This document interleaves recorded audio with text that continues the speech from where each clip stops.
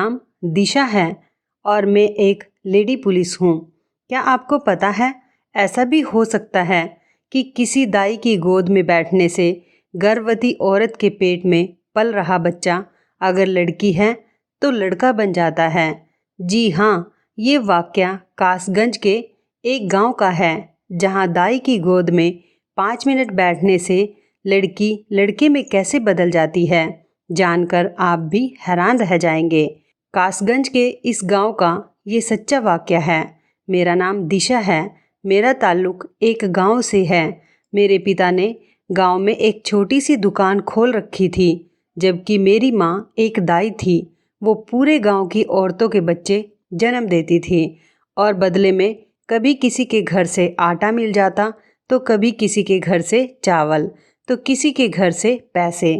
ऐसे ही माता पिता दोनों मिलकर कमा रहे थे और घर का अच्छा खासा गुजारा हो रहा था। हम 3 बहनें और 2 भाई थे और गांव के ही गवर्नमेंट स्कूल में पढ़ने जाते थे। हमारे हालात शायद सारी ज़िंदगी ऐसे ही रहते अगर पिताजी को उनके दादा की तरफ से ज़मीनों का हिस्सा न मिलता। दादा की तरफ से अच्छी खासी ज़मीन हमें मिल गई थी। पिताजी और भाई का इरादा था इस ज़मीन में फसल उगाई जाए और इसको खेत का रूप दे दिया जाए, मगर मेरी माँ का कहना था कि ज़मीन को बेचकर शहर में जाकर कोई कारोबार किया जाए और बच्चों को अच्छी शिक्षा दिलवाई जाए। माँ को बड़ा शौक़ था कि हम में से कोई डॉक्टर बने।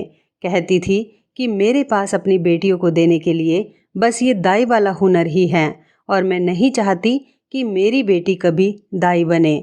माँ की दिली ख्वाहिश पर हम लोग सब कुछ बेचकर शहर आ गए। यहाँ पिताजी ने एक बड़ा जनरल स्टोर खोल लिया था और भैया स्कूल से आने के बाद उनके साथ स्टोर पर बैठ जाते। भगवान ने हमारे काम में बहुत ही तरक्की दी और हमारे हालात धीरे धीरे सुधरने लगे। घर में सारी खुशियाँ वापस आने लगी और घर खर्च में भी हर चीज़ की सुविधा मौजूद होने लगी। मुझे तो पुलिस में जाने का बहुत ही शौक़ था।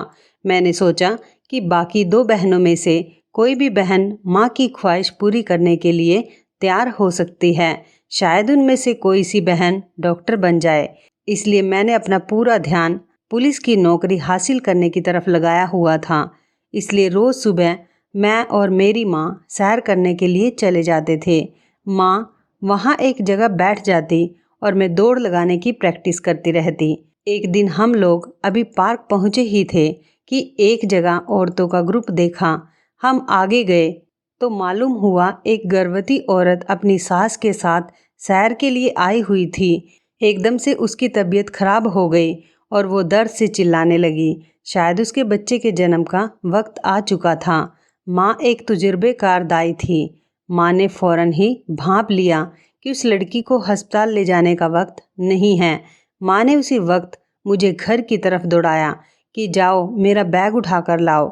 हमारा घर उस पार्क के करीब ही था, तो मैं दौड़कर घर गई और 5 मिनट में ही माँ का बैग उठाकर ले आई। माँ ने 1-2 औरतों से चादर लेकर पर्दा किया और उस लड़की की डिलीवरी करने लगी। उसकी सास बेचारी बहुत ही बदहवास हो रही थी। मुझे समझ नहीं आ रहा कि मैं उस औरत को क्या तसल्ली दूं, मगर उसका हाथ पकड़कर सहलाती रही और कहती रही, फिक्र मत करो, सब कुछ ठीक हो जाएगा। मेरी माँ गांव की मशहूर दाई है और देखना अभी थोड़ी देर में ही आपका पोता होगा। सब औरतें वहीं बैठी रही और कुछ देर बाद माँ ने उस औरत को उसका पोता गोद में दिया तो उसने खुशी के मारे माँ को गले लगा लिया और कहने लगी, मुझे उम्मीद नहीं थी कि मेरी बहू की नॉर्मल डिलीवरी हो जाएगी, वो भी यहाँ इस पार्क में। मुझे तो अपनी आंखों पर विश्वास ही नहीं हो रहा। कहीं मैं कोई सपना तो नहीं देख रही। मैं तो इस पार्क में ऐसे ही सैर के लिए आई थी और अपनी बहू को भी साथ लाई थी कि चलो बाहर चलने से तुम्हें कुछ सुकून मिलेगा। बाहर की हवा खाओगी तो बच्चे की सेहत पर भी अच्छा असर पड़ता है। मगर यहाँ तो बहू को दर्द ही शुरू हो गए। ये सब देखकर मैं बहुत परेशान हो गई थी, लेकिन आपने तो मेरी सारी परेशानियों को दूर ही कर दिया। डॉक्टर ने तो मेरी बहू का ऑपरेशन ही बताया था और हम लोग बहू को दूसरे शहर बड़े डॉक्टर के पास डिलीवरी करवाने के लिए ले जाने वाले थे। उस औरत ने हमसे हमारा पता लिया और अपने ड्राइवर को बुलाकर अपनी बहू और पोते समेत वहाँ से चली गई। 1 हफ्ते बाद वह औरत अपनी बेटी के साथ हमारे घर आई और उसके साथ काफ़ी मिठाइयाँ और फल आदि लेकर आई थी। वह माँ का शुक्रिया अदा करने आई थी और साथ ही मेरा रिश्ता भी अपने बेटे के लिए लेकर आई थी।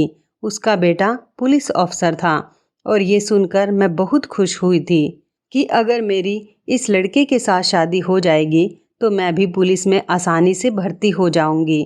मैंने माँ को इशारा किया कि जल्दी से हाँ कर दो। माँ ने कुछ दिन सोचने के लिए मांगे और फिर हाँ कर दी। कुछ ही दिनों बाद मेरी शादी एक पुलिस इंस्पेक्टर से हो गई थी और मैं शादी करके दूसरे शहर चली गई। मेरी माँ का बड़ा इरादा था कि वो मुझे डॉक्टर बनाए, मगर मैं भी क्या करती, अपने दिल के हाथों मजबूर थी। मैंने दूसरे शहर आकर कुछ ही दिनों में पुलिस की फील्ड ज्वाइन कर ली। यहाँ मेरा वक्त बहुत अच्छा गुजर रहा था। मैं और मेरे पति दोनों ही खुशी खुशी ज़िंदगी गुजार रहे थे। हम दोनों एक दूसरे से बहुत प्यार करते थे। फिर अचानक कुछ ही दिनों बाद पता चला कि मेरी बहनें डॉक्टर बन रही हैं। डॉक्टर बनना कौन सा आसान काम है। माँ ने अपना शहर में लिया हुआ घर बेच दिया और खुद किराए पर आ गई ताकि बेटियां डॉक्टर बन सके। मेरे भाइयों और पिता ने घर बेचने पर बहुत ऐतराज़ किया था। वो तो घर बेचने को राजी ही नहीं थे, लेकिन माँ के सर पर ही पता नहीं कौन सा भूत सवार था कि किसी की कोई बात नहीं सुनती और बहुत ही महंगे कॉलेज में दोनों का दाखिला करा दिया। मैंने भी माँ को बहुत मना किया, कहा कि अपनी हैसियत से ज़्यादा चादर में पैर मत फैलाओ, मगर मैं फ़ोन पर सिर्फ समझा ही सकती थी। माँ नहीं मानी तो मैं भी अपने रोज़मर्रा के कामों में व्यस्त हो गई। मैं भी अपने रोज़मर्रा के कामों में बहुत ही व्यस्त रहने लगी। मैं कभी कभार माँ से जाकर मिल लेती थी। पहले नौकरी और फिर लगातार 2 बेटियों की वजह से घर से निकलना बहुत ही कम हो गया था। मैं अपनी शादीशुदा ज़िंदगी और नौकरी की वजह से बहुत ही खुश थी, मगर अब मुझे महसूस हो रहा था कि मेरी सास मुझसे कुछ खास खुश नहीं रहती। उन्हें पोते की बहुत ज़्यादा ख्वाहिश थी, मगर मेरी तो दोनों बेटियां ही थी। मेरे पति को बेटियों के होने से कोई भी मसला नहीं था, मगर मेरी सास जाने क्यों अब मेरे पीछे पड़ गई थी कि अब की बार मुझे पोता ही चाहिए। उनकी बातें सुनकर मैं भी दिमागी परेशानी से जूझ रही थी। मेरी नौकरानी एक दिन मुझसे कहने लगी, मैडम जी, मैं जानती हूँ आप अपनी सास की वजह से बहुत परेशान रहने लगी हैं, मगर मेरे पास एक हल है। मैंने चौंक कर पूछा, कैसा हल है तुम्हारे पास? वो कहने लगी, मैडम जी, पास ही एक छोटा सा गांव है। उस गांव में एक दाई रहती है। उसकी गोद में अगर गर्भवती औरत 5 मिनट बैठ जाए तो उसके दिल की हर तमन्ना पूरी हो जाती है। उसके यहाँ पर हर हाल में बेटा पैदा हो जाता है। मैं उसकी बात सुनकर हंस पड़ी और अपने ही गांव का नाम सुनकर चौंक भी गई थी। ये तो मेरे गांव का नाम है। वहाँ ऐसी कौन सी दाई आ गई जो बेटे बांटने लगी थी? मैंने अपनी नौकरानी की बात को इतना सीरियस नहीं लिया और कहा, तुम्हें कोई गलत फहमी हो गई होगी, क्योंकि वहाँ तो अब कोई दाई नहीं रहती। तुम्हें कोई गलत फहमी हो गई। लगभग 3 साल पहले मेरा गांव जाना हुआ था, मगर तब तक तो कोई ऐसी बात नहीं थी जो मेरे सामने आई हो। मैंने तो इस बारे में कभी कुछ नहीं सुना। वहाँ किसी दाई का जिक्र तक मैंने कभी नहीं सुना। तो फिर ये दाई कहाँ से आ गई? बल्कि गांव की औरतें अब शहर में अस्पताल का रुख करने लगी थी। वहीं से अपना चेकअप करवाती हैं और डिलीवरी भी अस्पताल से ही करवाती हैं। मैंने नौकरानी को कहा, तुम्हें कोई गलत फहमी हो रही है, जाओ जाकर अपना काम करो। ऐसी फिजूल बातें अपने दिमाग में मत लाया करो। उस गांव में ऐसा कुछ नहीं हो सकता, किसी और गांव का वाकया होगा। नौकरानी कहने लगी, लेकिन मैडम जी, मुझे तो पूरा यकीन है, क्योंकि मेरी बहन को भी उसका पति रोज बेटियों के ताने देता था। उसकी 4 बेटियां थीं और उसके पति ने कहा था कि अब की बार अगर तुमने बेटा पैदा नहीं किया तो मैं तुम्हें तलाक दे दूंगा। और इस घर से धक्के मारकर निकाल दूंगा। डॉक्टर ने तो अल्ट्रासाउंड करके साफ बता दिया था कि इस बार भी बेटी है, मगर फिर किसी ने उस दाई के बारे में बताया। मैं अपनी बहन के साथ खुद उस गांव में गई थी। वहाँ एक दाई थी, बड़ी ही कोई नेक दाई थी, अच्छी इंसान लग रही थी। मेरी बहन को कहने लगी कि मेरी झोली में बैठ जाओ, तुम्हारे पेट में मौजूद लड़की लड़के में बदल जाएगी। मेरी बहन उस दाई की गोद में 5 मिनट तक बैठी रही और सच में ऐसा ही हुआ। जब उसकी डिलीवरी हुई तो उसके यहाँ बेटा पैदा हुआ। ये सारी बातें मेरी सास भी सुन रही थी। कहने लगी, हम भी वहाँ जाएंगे, तुम इस बार गर्भवती हो जाओ तो हम भी जरूर जाएंगे। मुझे अपनी नस्ल आगे बढ़ाने के लिए पोता ही चाहिए। मैं सर पकड़कर बैठ गई। ये क्या नई कहानी निकल कर आई है जो इस नौकरानी ने मेरी सास के कानों में भी डाल दी। मैंने अपनी नौकरानी को गुस्से से देखा कि इतनी ऊंची आवाज़ में बताने की क्या जरूरत थी। मेरी सास ऐसी बातों पर बहुत यकीन रखती थी, मगर मैं एक पुलिस वाली थी, इसलिए जब तक मैं अपनी आंखों से सब कुछ नहीं देख लेती मुझे यकीन नहीं आता। इसलिए मैंने सास को तसल्ली देते हुए कह दिया कि ठीक है, इस बार मेरा गर्भ ठहर जाए तो जैसा आप कहेंगे मैं वैसा ही कर लूँगी। मैंने रात को अपने पति से सारी बात की तो वो कहने लगे, मुझे भी ऐसी ही पंडित बाबाओं की बातों पर यकीन नहीं है, मगर होने को तो दुनिया में बहुत कुछ ऐसा हो जाता है जो नामुमकिन लगता है। तुम माँ की ख्वाहिश पर वैसा ही कर लेना जैसा वो चाहेंगी। मैंने कहा, अच्छा ठीक है, मैं सोचूंगी इस बारे में। कोई और गांव होता तो शायद ये बात मेरे दिमाग से निकल जाती, मगर नौकरानी ने मेरे गांव का ही नाम लिया था और मेरा चौंक जाना तो बनता था। मैंने अगले दिन ही माँ को फ़ोन किया और पूछा कि माँ, मैंने सुना है हमारे गांव में कोई नई नई दाई आई है, क्या ये सच है? माँ कहने लगी, बेटा तुझे मालूम है कि अब गांव जाना बहुत कम हो गया है। मैं किसी से पता करके तुझे इस बारे में बताऊंगी। 2 दिनों बाद माँ का फ़ोन आया।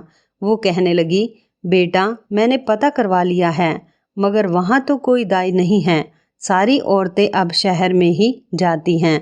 मैंने सुनकर सुकून की सांस ली कि शुक्र है ये किस्सा मेरे गांव का नहीं है। मेरी सास इंतज़ार कर रही थी, इसलिए मैंने उन्हें बता दिया था कि मैंने मालूम करवाया है। वहाँ ऐसी कोई बात नहीं थी। कुछ ही साल सुकून से गुजर रहे थे कि मेरी इस सुकून भरी जिंदगी में फिर से हलचल मचने वाली थी। मेरी नौकरानी एक दिन आई तो वो बहुत परेशान दिखाई दे रही थी। मैंने पूछा तो कहने लगी, मैडम जी, मेरी सास ने कहा है कि इस बार अगर पोता नहीं दिया तो वो अपने बेटे की दूसरी शादी करवा देंगी। मैंने मजाक करते हुए कहा, लो इसमें परेशानी वाली क्या बात है?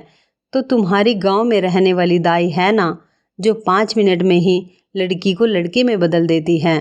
तुम भी उसकी गोद में जाकर 5 मिनट के लिए बैठ जाना और तुम्हारी सारी परेशानी हल हो जाएगी। मैंने ऐसा इसलिए कहा था क्योंकि मैं जानती थी कि वहाँ ऐसी कोई दाई है ही नहीं। पता नहीं उसने मेरी बात को मजाक में ले लिया या संजीदगी से, मगर अगले दिन से वो काम पर नहीं आई। उसने अपनी जगह किसी और को काम पर भेज दिया था। दूसरी नौकरानी से मैंने पूछा, क्या बात है, तुम क्यों काम पर आई हो? वो क्यों नहीं आई? उसने बताया कि वो कासगंज के ही एक गांव गई है। मैंने सोचा अच्छा है वो जाकर वहां देखे तो आखिर फिर उसे सब कुछ समझ आएगा और कौन उसकी सुनी सुनाई बातों पर यकीन करेगा। इतनी दूर जाकर अब खुद ही बेवकूफ़ बनकर वापस लौट आएगी तो उसे समझ आएगा। ऐसे किसी भी बात पर यकीन नहीं कर लेते। जब वो 1 हफ्ते बाद वापस आई तो बहुत ही खुश थी और मुझसे कहने लगी, मैडम मैं उस गांव में गई थी। मैंने हंसते हुए पूछा, अच्छा फिर क्या हुआ? वो दाई तुम्हें मिली या नहीं? मुझे उम्मीद थी कि वो मायूस से होकर इनकार जरूर करेगी, मगर मेरे होश उड़ गए थे जब उसने बड़े ही मज़े से कहा, जी मैडम जी, वो दाई भी मिली और मैं उसकी गोद में भी 5 मिनट बैठकर आई हूँ। अब मुझे पक्का यकीन है कि मेरा बेटा ही होगा। मैंने बेयकीनी से ये सुना और फिर कुछ सोच कर कहा, क्या पता पहले भी तुम्हारे घर बेटा ही पैदा होना हो। वो कहने लगी, मैडम जी देखिए, डॉक्टर ने अल्ट्रासाउंड करके बताया था कि मेरे यहाँ बेटी पैदा होगी और मुझे यकीन था कि आप हरगिज़ यह बात नहीं मानोगी। मैं गांव में गई थी, इसलिए मैंने अपने फ़ोन में गांव की कुछ तस्वीरें भी बनाई हैं। उसने अपना टूटी स्क्रीन वाला फ़ोन मेरे सामने किया तो मैं दंग रह गई। वो किस्सा तो मेरे ही गांव का था। मैंने नौकरानी से कहा, अगर गांव गई थी तो उस दाई की भी तस्वीर खींच लाती, मैं भी देख लेती आखिर ऐसी कौन सी दाई है।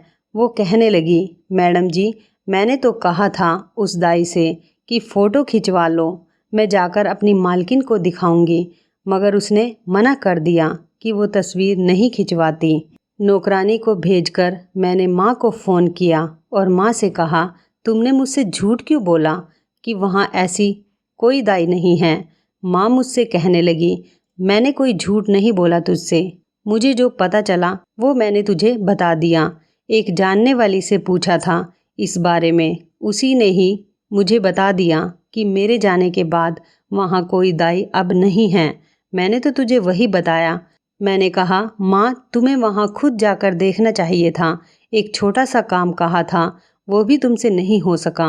माँ गुस्से से कहने लगी, मैं कोई पुलिस वाली नहीं हूँ, तेरी तरह नहीं हूँ जो जाकर हर तरफ तफ्तीश करती रहूँ। खुद आ जाती और जाकर पूछ लेती।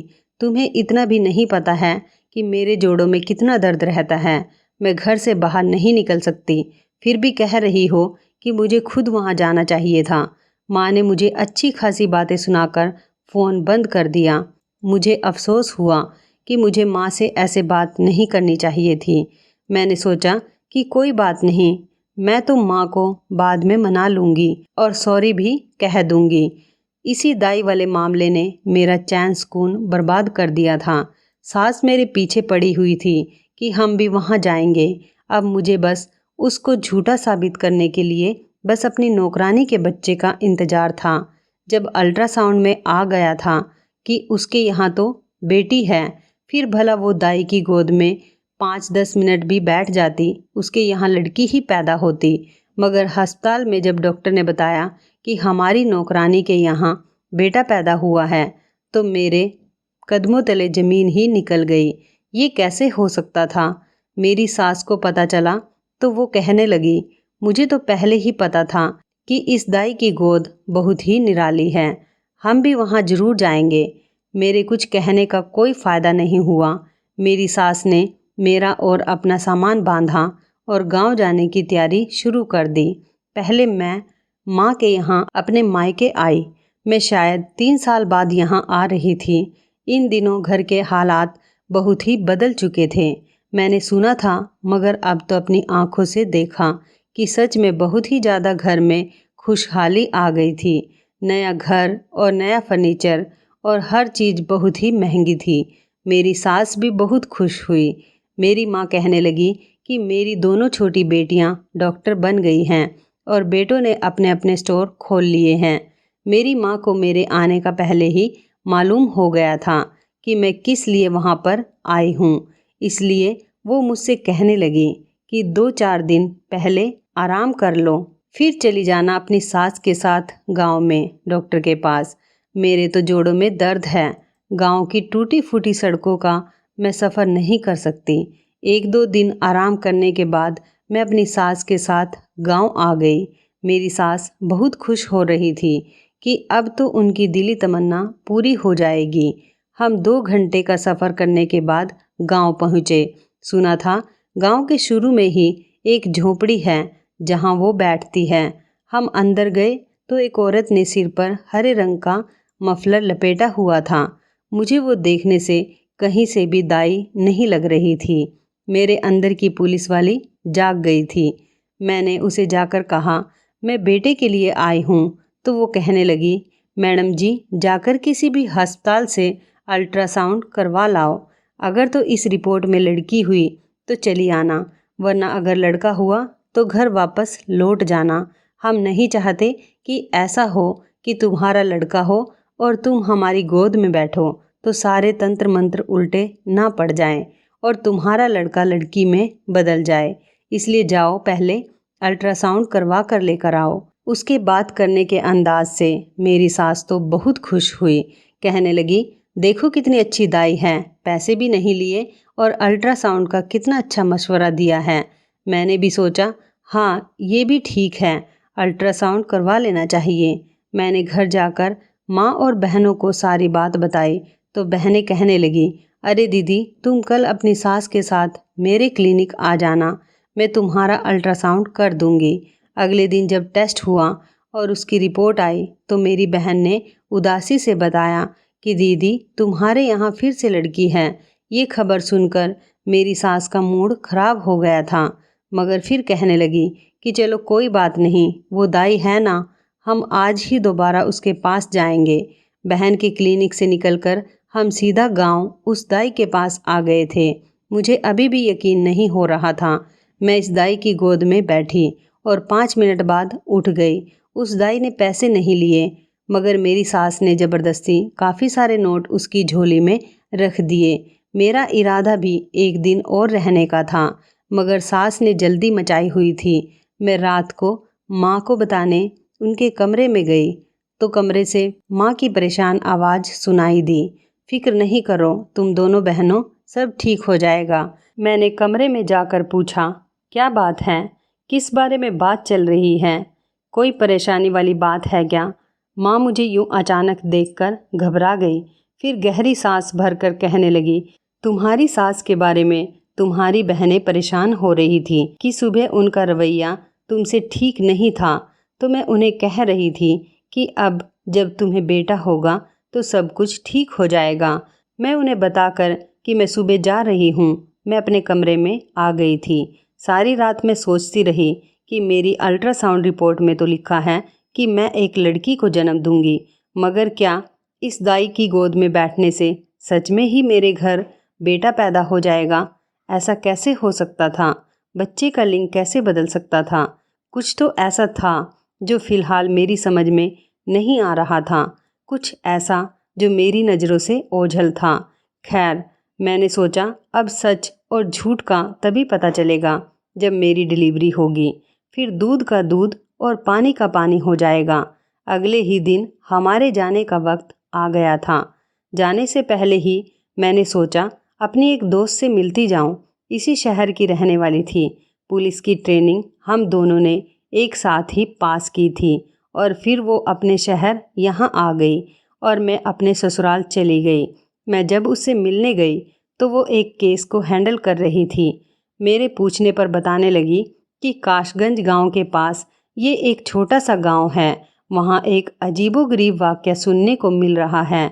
सुनकर यकीन नहीं आता मगर मानना पड़ता है, मगर कैसे, ये किसी को नहीं पता और हमें भी बावजूद कोशिशों के कोई सबूत नहीं मिल पाया। मैंने अपनी नई साथियों को भेजा कि देखो वो कौन है, मगर उस दाई ने हमेशा घूंघट ओढ़ा होता है और शक्ल तो दूर की बात, किसी को उसके बारे में कुछ मालूम नहीं। गांव की औरतों से पूछा मगर किसी को कुछ मालूम नहीं। मेरी टीम भी दोबारा नाकाम होकर वापस आ गई। मैं उसकी बातें सुनकर चौंक गई। मतलब वो भी मेरी तरह ही सोच रही थी, उसे भी कुछ गड़बड़ लग रही थी। एक बात मेरे दिमाग में उलझन का मकसद बन रही थी, वो ये थी कि मैं जब उस दाई से मिली तो उसका चेहरा खुला हुआ था, उसने घूंघट तो नहीं किया था। अचानक एक ख्याल मेरे दिमाग में आया, वो असली दाई थी भी या दाई के भेष में कोई औरत मुझे बेवकूफ़ बना रही थी। और जब तक मैं सच नहीं जान लेती मुझे चैन नहीं मिलना था। ये औरत जो कोई भी थी उसकी असलियत जानने का वक्त आ गया था, लेकिन मसला यह था कि मैं वापस आ रही थी और ये मेरा इलाका भी नहीं था। मैंने अपने दोस्त के साथ उस केस को खूब अच्छी तरह डिस्कस किया और उससे कहा कि जल्द ही इस केस को हल करे, क्योंकि इस सब के बारे में मेरे गांव का नाम बदनाम हो रहा था और ये मुझे किसी तौर पर भी मंजूर नहीं था। मैं अपनी सास के साथ वापस अपने शहर आ गई। प्लानिंग के मुताबिक मैंने 4 दिन बाद अपनी सास को कहा कि मुझे एक केस के सिलसिले में शहर से बाहर जाना पड़ रहा है, आप बच्चों का ध्यान रखिएगा। मैं अपने दोस्त के साथ मिलकर उस दाई वाले मामले को संभालना चाहती थी। इसलिए किसी को भी बिना बताए चोरी चुपके अपने शहर आ गई। मैंने अपनी माँ और बहनों को भी इस बारे में नहीं बताया था कि मैं दोबारा आई हूँ। अगले दिन मैंने और मेरी दोस्त ने बुर्का पहन लिया और अपना हुलिया बदलकर हम गांव की तरफ रवाना हो गए। मेरी दोस्त मेरी सास बनी हुई थी। हमने नकाब किया था, इसलिए ये डर नहीं था कि कोई हमें पहचान लेगा। जब हम अंदर गए तो ये देखकर मैं हैरान रह गई कि जो औरत उस वक्त मुझे दाई बनकर मिली थी, वो इस वक्त एक औरत को असली वाली दाई के पास भेज रही थी। उस घूंघट वाली दाई को देखकर मुझे कुछ अजीब सा एहसास हो रहा था। उसकी आवाज़ मुझे जानी पहचानी लग रही थी, मगर ध्यान से सुनने के बावजूद याद नहीं आ रहा था कि कहाँ सुनी है ये आवाज़ मैंने अपने दोस्त को सलाह दी कि इस दाई का पीछा करके मालूम करना होगा। मैं अपने शक को तस्दीक करना चाहती थी। इस दाई ने शाम के 4 बजे कमरा बंद किया और उसी वक्त एक गाड़ी उसे लेने आ गई। गाड़ी देखकर मेरा मुंह खुला का खुला रह गया। मेरी दोस्त कहने लगी, देखा, मैंने कहा था ना कि यह दाई फ्रॉड करती है। इतनी शानदार गाड़ी एक आम आदमी खरीदने का सोच भी नहीं सकता। मेरे होश सुनकर खो चुके थे और मुझे अपनी तबीयत खराब होती हुई महसूस हो रही थी। मुझे चक्कर से आ रहे थे तो मेरी दोस्त जल्दी से मुझे अस्पताल ले आई। वहाँ अचानक ही मुझे ख्याल आया तो मैंने पूछा, डॉक्टर, मेरे बच्चे का लिंग क्या है, लड़का है या लड़की? वो कहने लगी कि लड़का है। मैं तो ये सुनकर बहुत ही उलझन का शिकार हो गई। पता नहीं अब पहले से लड़का था या वाकई गोद में बैठने से लिंग बदल गया था। डॉक्टर ने मेरे पूछने पर कहा, अगर तुम 1 महीने पहले भी अल्ट्रासाउंड करवाती तो मैं यही कहती कि लड़का है, क्योंकि बच्चे का लिंग इतने महीनों तक आ चुका होता है। मेरे दोस्त ने मुझे यूं परेशान देखा तो कहने लगी, मैंने तुम्हें कहा भी था कि मैं खुद उस केस को देख लूँगी। तुम्हारी तबीयत खराब है तो तुम रेस्ट करो, मगर तुमने मेरी एक नहीं सुनी। मैंने उससे कहा, मुझे इस वक्त अकेला छोड़ दो, तुम अपने घर जाओ। मैं अपने भाई को बुलवाकर अपने घर जा रही हूँ। वो बेचारी हैरान परेशान होती चली गई। उसे मेरे अजीबोगरीब रवैये की समझ नहीं आ रही थी। मैं अब उसे क्या बताती कि मुझे क्या पता चल चुका है कि वह दाई कौन है। वह दाई जिसको आज घूंघट में हमने देखा था, वो कोई और नहीं बल्कि मेरी अपनी माँ थी। मुझे उसकी आवाज़ से शक तो हो गया था, मगर मैं पूरा यकीन नहीं कर सकती थी। मगर जब मैंने उस गाड़ी को देखा तो ऐसा लगा कि जैसे मेरे सर पर आसमान फट गया हो। वो गाड़ी मेरे भाई की थी, वही माँ को लेने आया हुआ था। ये सब जानकर मुझे कुछ समझ नहीं आ रही थी कि मेरी माँ क्या कर रही है, बल्कि मेरी बहनों ने भी मुझसे झूठ बोला कि रिपोर्ट में बेटी है। जाने इन सब लोगों ने मिलकर मुझे धोखा क्यों दिया था। मैंने टैक्सी बुलवाई और माँ के घर की तरफ मोड़ ली। अब सारे सवालों के जवाब वहीं से मिल सकते थे कि ये सारा क्या चक्कर है और क्यों ये खेल खेला जा रहा है। मैं घर गई तो सभी मुझे देखकर दंग रह गए। उनको बिल्कुल उम्मीद नहीं थी कि मैं 2-4 दिनों बाद ही वापस आ जाऊंगी। मेरी बहन परेशान होकर आगे बढ़ी और कहने लगी, दीदी, क्या बात है, तुम रात के इस वक्त यहाँ, सब कुछ ठीक तो है ना? मैंने अपनी बहन के मुंह पर थप्पड़ मारा और कहा, ठीक तो कुछ भी नहीं है। तुम लोग मुझे अब बताओगे कि यह सारा ड्रामा क्या है? सब हक्के बक्के रह गए। वो चीख कर बोली, मुझे क्यों मारा आपने? मैंने अपनी अभी वाली रिपोर्ट उसके आगे की और कहा, ये है मेरी असली रिपोर्ट, तुमने झूठी रिपोर्ट बनवाई थी, क्यों? फिर मैं माँ की तरफ मुड़ी और कहा, माँ, तुम दाई का भेष बदल कर लोगों को बेवकूफ़ बनाती रही हो, क्यों? माँ समेत सबके रंग उड़ गए। मैंने कहा, मुझे सब सच सच सुनना है, वरना मैं पुलिस को अभी कॉल करके सब कुछ बता दूंगी। माँ चीखते हुए बोली, हमारे पास और कोई चारा नहीं था, तुम तो शादी करके चली गई। तुम्हें क्या मालूम कि हमने कैसा कैसा वक्त काटा है। बेटियों को सब कुछ बेचकर डॉक्टर बना दिया, इस उम्मीद पर कि बच्चियां डॉक्टर बन जाएंगी तो पैसे की रेल पेल हो जाएगी, हमारे दिन संवर जाएंगे। मगर हुआ क्या, लाखों करोड़ों खर्च करके भी मेरी बेटियों को ढंग की नौकरी नहीं मिली। मैंने सोचा था कि लाखों की तनख्वाह मिलेगी, मगर 10-20 हज़ार से ज़्यादा की नौकरी कहीं नहीं मिल रही थी। हमारे घर खाने के लाले पड़े हुए थे। बस फिर सोचा कि दौलत सीधे तरीके से नहीं आ रही तो टेढ़े तरीके से हासिल की जाए। इसीलिए तेरे पिताजी का स्टोर बेचा और उसको क्लिनिक बना दिया। मैंने उन दिनों गांव में ये चर्चा फैला दी थी कि मैं ऐसी दाई हूँ जिसकी गोद में बैठने से लड़की लड़का बन जाता है। इसी तरह औरतों की कतारें लग जाती थी। मैं उनको अल्ट्रासाउंड के लिए अपनी बेटियों के क्लिनिक भेजती थी। जिनका पहले से ही बेटा होता सिर्फ उन्हें ही कहती कि मेरी गोद में बैठ जाओ, क्योंकि मेरी बेटी उनको झूठ कहती कि तुम्हारे यहाँ लड़की है। वो बेचारी फिर मेरे पास आती। जिनकी रिपोर्ट में बेटी लिखी होती उनको कोई ना कोई बहाना बनाकर टाल देती थी। हमारा ये काम बड़ा अच्छा चल रहा था, बड़ा ही मुनाफा हो रहा था। पिछले 3 सालों में करोड़ों रुपए मिले। मैं सभी आने वाली औरतों को डिलीवरी के लिए भी अपने ही क्लिनिक में भेजती थी। मैंने घूंघट डालकर चेहरा छिपाया हुआ था, इसलिए मुझे उम्मीद थी कि कोई मुझे नहीं पहचान पाएगा। तुम्हारे साथ ये नाटक इसलिए करना पड़ा था कि कहीं तुम्हें किसी किस्म का शक ना हो जाए। तुम्हारे अल्ट्रासाउंड में लड़का ही था, मगर जानबूझकर लड़की कहा था ताकि तुम भी मजबूरन दाई के पास जाती। मैंने अपनी जगह किसी और को बैठा दिया। मकसद यही था कि जब तुम्हारा बेटा पैदा होता तो तुम्हें भी यकीन आ जाता और तुम भी इस बात को मान लेती और यहाँ दोबारा इस बात को झूठ साबित करने नहीं आती। हमने जो कुछ भी किया सिर्फ पैसों के लिए किया। मैंने दुख से कहा कि आप लोगों को शर्म आनी चाहिए थी। डॉक्टर जैसे महान पेशे को इस्तेमाल करते हुए आप लोगों ने फ्रॉड किया है और पुलिस जल्द आपको पकड़ कर ले जाएगी। ये मैं थी जिसने अपने पुलिस अफसर दोस्त को आपकी सच्चाई नहीं बताई। माँ मेरे कदमों में पड़ गई कि किसी को कुछ मत बताना, मैं अब सब कुछ ख़त्म कर दूंगी। अब ऐसा वैसा कुछ भी नहीं करेंगे। मेरी बहनें भी रो रो कर गिड़गिड़ा कर मुझसे माफ़ी मांगने लगी। मैंने कहा माफ़ी की सिर्फ एक ही शर्त है, जो पैसा लिया हुआ है गरीब अनाथालय में जमा करवाओ और खुद शुरू से अपनी ज़िंदगी की शुरुआत करो। अब दोबारा किसी के साथ फ्रॉड या धोखा करने की कोशिश भी की तो मैं खुद सबको गिरफ्तार करूंगी। मेरे घर वालों ने ऐसा ही किया। सारा पैसा गरीबों में बांट दिया और मैं फिर से अपने शहर वापस आ गई। बेटे के लालच में औरतें भी अंधी हो जाती हैं। बेटियां भी तो घर का चिराग ही होती हैं।